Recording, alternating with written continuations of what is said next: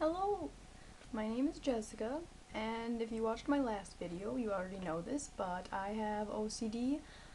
The fancier name is Obsessive Compulsive Disorder, and I'd like to start out by asking you to take a look around this room. This is where I spend basically all my time. As you can see, there is papers and stuff everywhere, and no, just for the record, I am not a hoarder. This is actually my mother's room, sewing room, but I reside in here so I can sit on this machine. Woo! But yeah, there's stuff everywhere. Just all over. It's so cluttered. So, my point in showing that is, not everyone who has OCD is a neat freak. That's a stigma attached to OCD. Yes, some people do clean compulsively, but that's not the root thing with OCD. Not everyone does it. It takes so many forms, it's ridiculous. And today I want to talk about my triggers, my form. Mine is more of a mental thing. Like, obviously OCD is a mental illness, but all my compulsions are mental for the most part, except for sometimes I play with my hair tie on my wrist when I get really anxious. I always keep one. Or I'll play with my pen. I feel like I have to be playing with something. That's one of my only physical ones. Otherwise, basically all my compulsions are in my head. Or I'll ask people for reassurance. That's probably my biggest one. I'll ask people, am I going crazy? Am I going to die? And another physical one is I check my pulse to make sure I'm still alive, even though obviously you can see I am.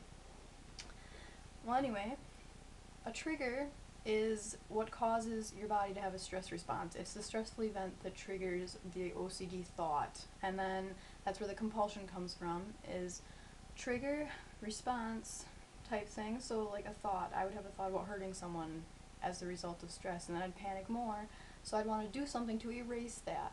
The compulsion's kind of like a temporary magic eraser. So that's why people have them. That's why some people clean. Some people think washing their hands will wash away the thoughts almost.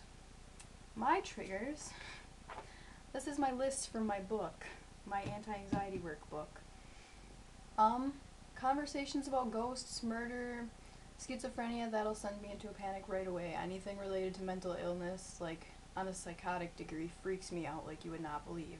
Not to say there's anything wrong with those people other than mentally, but it freaks me out personally. Basements freak me out. Scary movies, the news, old buildings, cemeteries, funeral homes, anything where there could possibly be a ghost. So even just new people's houses, new places, driving heavy traffic, or at night, holding knives sometimes, anything that can alter my brain in any way, shape, or form. So any pills or substances. Doctors freak me out. Hospitals freak me out. I work in a hospital.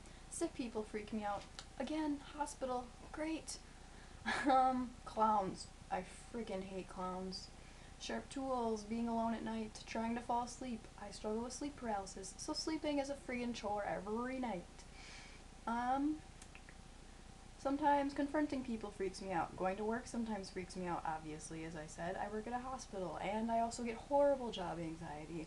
So when learning how to perform a new job, I'm like, I'm gonna die. Obviously, panic doesn't mean I'm going to die, but the way my brain works is I go from A to Z and skip the rest of the alphabet. I disregard everything but the point at the beginning and the worst possible outcome. Everything else just gets erased. That's what I'm working on right now, is learning to address the rest of the alphabet. Also, like crowded places, if I feel trapped at all, anytime I feel trapped I start to freak out, and it's just a great time. So those are my triggers. I would like to hear other people's triggers. I know they vary and are all sorts of different things. When I hear about these things, what happens is my heart races, my hands sweat, like they do basically all the time. You can see that probably. They're drooling. That's when I check my pulse, by the way, when my heart races. I also feel like I can't breathe. I get really nauseous to the point where I throw up sometimes. If you can possibly imagine how inconvenient it makes your life to throw up nearly every day when you get panicky, it's pretty damn inconvenient. But that's what OCD is like sometimes. It inconveniences you in your daily life every day. It's something you struggle with every day. In my next video, however, it'll be a little more happy because I'll go more in depth on my coping skills and how meds have and have not helped me. They more so have this time, finally. I finally found the right one, I think.